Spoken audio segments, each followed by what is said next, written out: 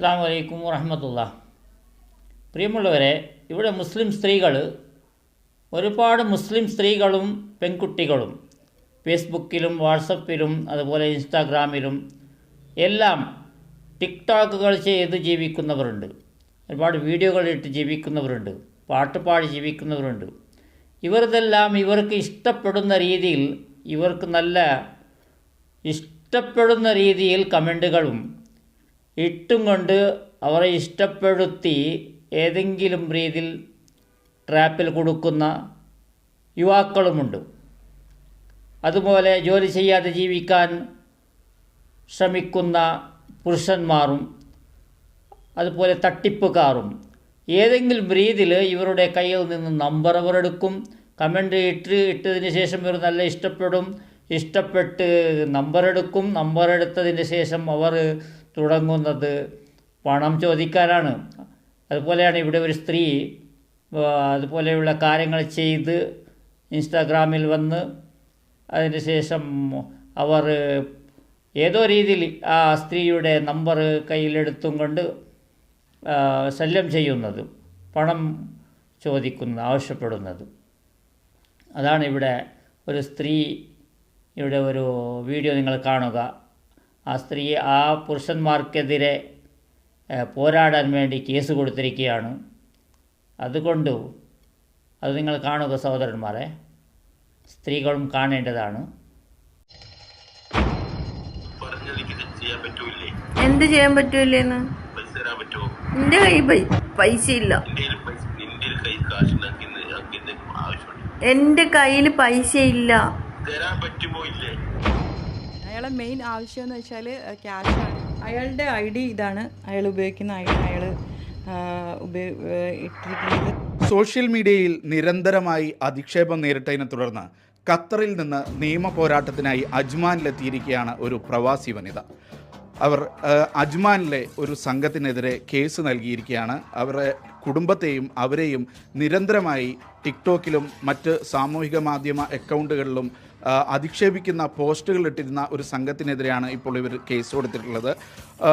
എത്ര നാളായിട്ട് തുടരുന്ന പ്രശ്നമാണിത്? ഏകദേശം ഒരു 7-8 മാസങ്ങളായി ഇയാൾ എന്നെ അതിക്രൂരമായിട്ട് എന്നെ ഇങ്ങനെ പിന്തുടർന്നുകൊണ്ടേയിരിക്കുകയാണ്, ടോർച്ചറിങ് ചെയ്തുകൊണ്ടേയിരിക്കുകയാണ്.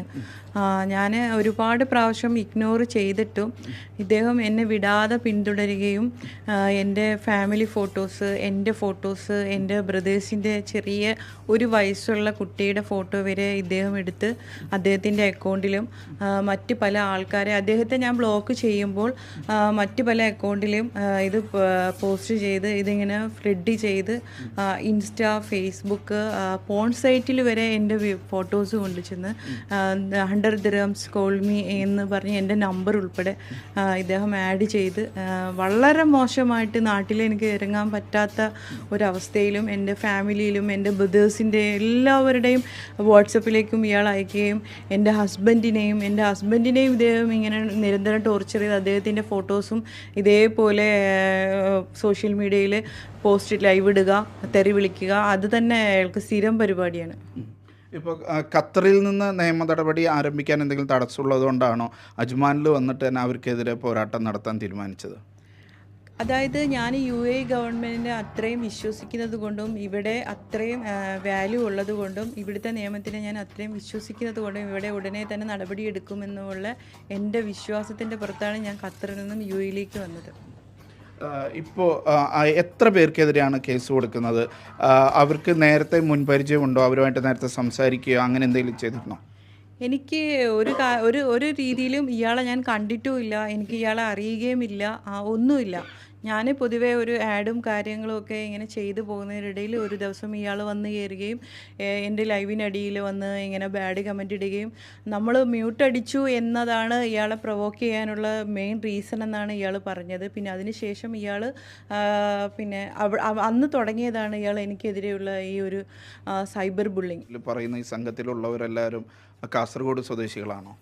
സൽമാൻ ഫൈസി എന്ന് പറയുന്ന അബ്ദുൽ നാസർ മാത്രമാണ് കാസർഗോഡ് സ്വദേശി. ഈ രണ്ടാം നമ്മൾ കേസ് കൊടുത്തതിൽ രണ്ടാം പ്രതി നിയാസ് ഇബ്രാഹിം എന്ന് പറയുന്ന സ്റ്റീഫൻ ID ഉപയോഗിക്കുന്ന ആൾ തിരുവനന്തപുരംകാരനാണ്.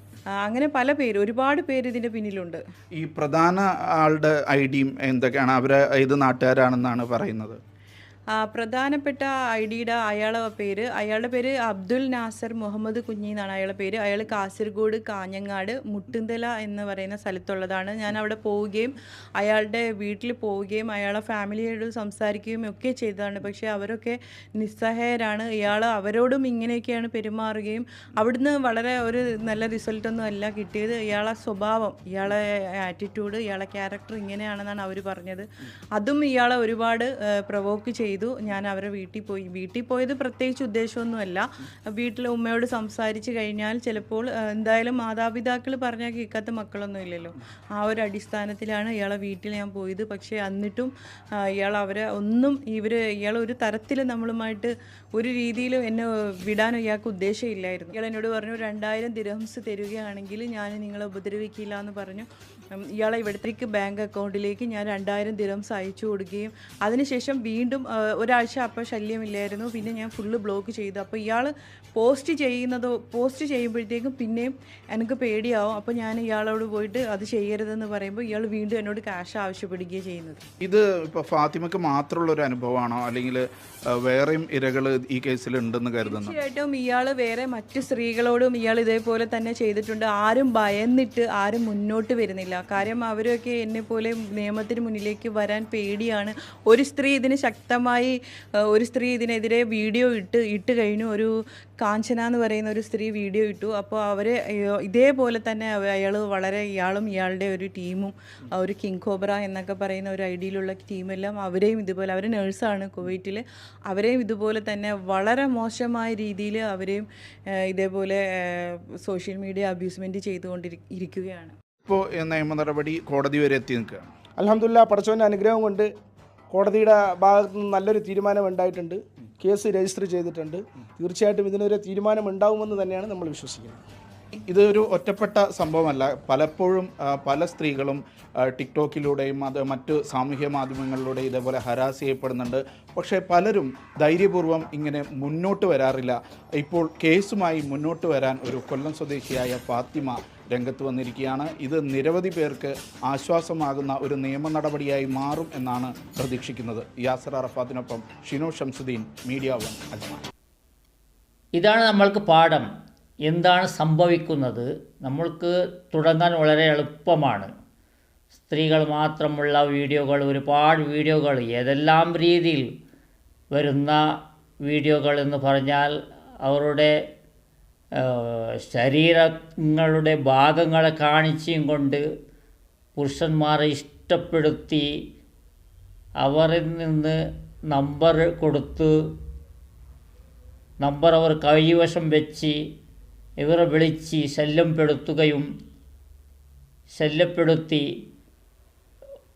ട്രാപ്പിലകപ്പെട്ട് അതിൽ നിന്ന് പുറത്തു വരാനാകാത്ത അവസ്ഥ, ഫാമിലി ഉള്ളവർ പോലും അവസാനം നാണക്കേടുണ്ടായി, ശല്യമായി, ജീവിക്കാൻ പോലും അസാധ്യമായ അവസ്ഥകൾ പോലും ഉണ്ടായിട്ടുണ്ട്. ഈ സോഷ്യൽ മീഡിയ ഉപയോഗിക്കുന്നവർ അതിന് നല്ല രീതിയിൽ ഉപയോഗിക്കണം. സ്ത്രീകൾക്കത് ഒട്ടും ചേരുന്നതല്ല. ഇതുപോലെയുള്ള കാര്യങ്ങളാണ് ഉണ്ടാകുന്നത്. അതവർക്ക് പിന്നെ കൺട്രോൾ കിട്ടുകയില്ല. അവർ പിന്നെ ഭർത്താവിനോടോ രക്ഷിതാക്കന്മാരോടോ പറയാനും തയ്യാറാകുന്നതല്ല. മാനസികമായി തളർന്ന് ചിലർ ജീവിതം തന്നെ അവസാനിപ്പിച്ചവരുമുണ്ട്. അതുകൊണ്ട് സൂക്ഷിച്ച് വേണം ഇതെല്ലാം ചെയ്യാൻ.